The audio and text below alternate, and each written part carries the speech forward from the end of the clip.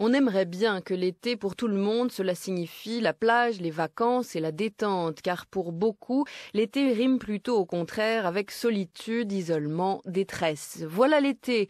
Et voilà que le boulanger est fermé, qui est parfois le seul de la journée à qui on dit bonjour. Le généraliste confident a baissé le rideau, ainsi que la plupart des structures sociales. Les psys ne sont plus là pour personne. On finirait presque par regretter les voisins avec leurs gosses un peu pénibles qui ont laissé derrière eux un vide assourdissant. Voyez le tableau. En juillet et en août, il ne reste plus grand monde à qui adresser sa détresse ou simplement à qui parler.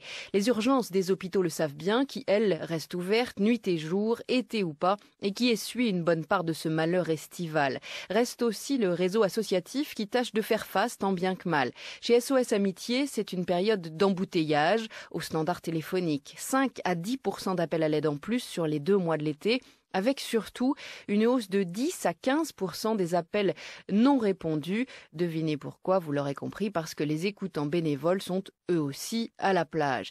Il ne s'agit certainement pas de le leur reprocher, mais signalons simplement au passage que si vous êtes là et que vous avez envie de vous rendre utile, suivez mon regard.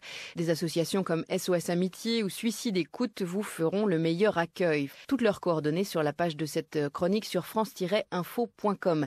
C'est peut-être surprenant, mais c'est une réalité observée notamment par l'OMS. Il y a plus de suicides au printemps et en été qu'en hiver. Mais la météo, bonne ou mauvaise, n'y est pour rien. Ce qui pousse à vouloir tout arrêter, c'est plutôt la précarité, le chômage, le relâchement des liens familiaux ou sociaux. En tout cas, le pire, c'est de faire du suicide un tabou. Plus on en parle, moins on y pense, dit l'adage. Et sachez encore que ceux qui cherchent à se suicider ne cherchent pas forcément à mourir, mais à moins souffrir, d'où l'intérêt d'entendre leur souffrance à temps. Bref, l'été plus que jamais,